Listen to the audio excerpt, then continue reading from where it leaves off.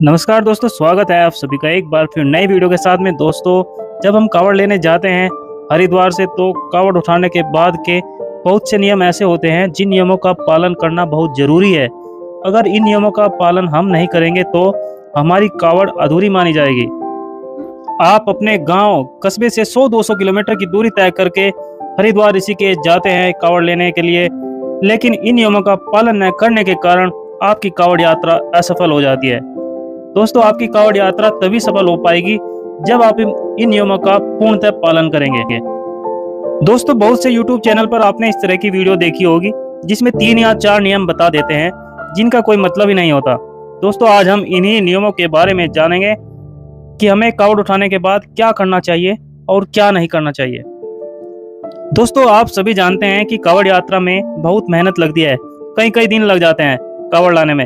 आपके पैरों में छाले पड़ जाते हैं, एक एक कदम चलना भारी रहता है। तो दोस्तों, आइए हम इन नियमों के बारे में जान लेते हैं।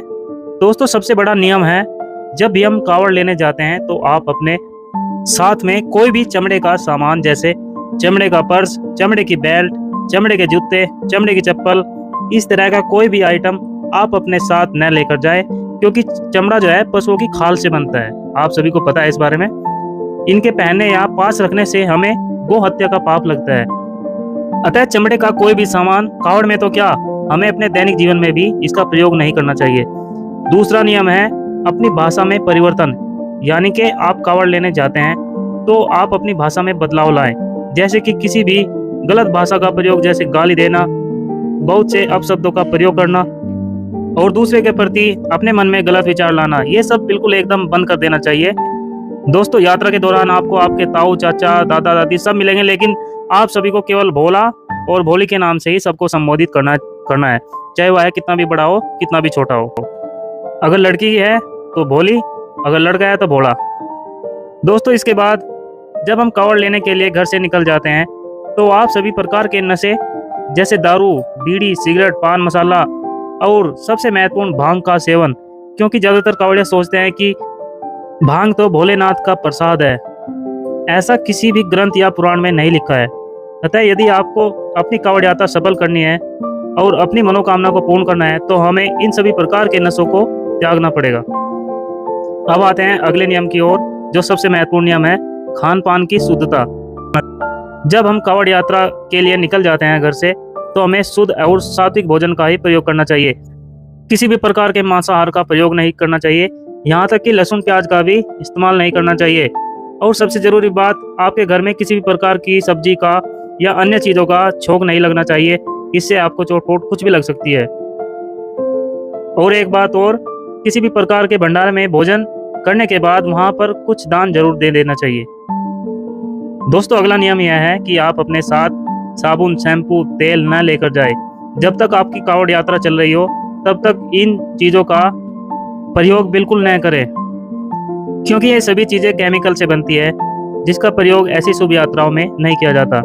शौच के बाद हाथ धोने के लिए मिट्टी का प्रयोग करें, जो कि प्राचीन समय भी ऐसा ही होता था। आप सभी जानते हैं, आप सभी को पता है।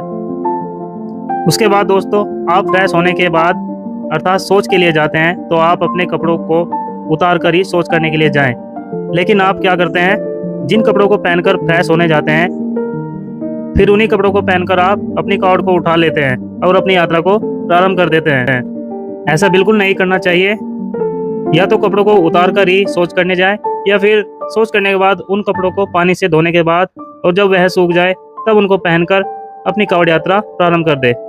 अगला नियम यह है, आप किसी भी प्रकार की चारपाई, कुर्सी या बेड का इस्तेमाल बिल्कुल न करें, क्योंकि रास्ते में बहुत सारे होटल रहते हैं जहाँ पर चारपाई, बेड, तख्त वगैरह वगैरह रहते हैं। तो दोस्तों, आप इनका इस्तेमाल बिल्कुल न करें, क्योंकि जमीन पर ही भोजन करें, जमीन पर ही सोएं और जमीन पर बैठकर ही खाएं। दोस्तों, यह नियम इसलिए है क्योंकि हमारे भोलेनाथ भी बहुत भोले हैं। वे बिल्कुल सादे वस्त्र में रहते हैं और जमीन पर ही रहते हैं। उनको सुख सुविधा की किसी भी प्रकार की आवश्यकता नहीं होती। तो आप भोले का ही स्वरूप है, तो भोले की तरह आपको जीवन बिताना पड़ेगा। दोस्तों, एक और सबसे महत्वपूर्ण बात हम बता रहे हैं आपको।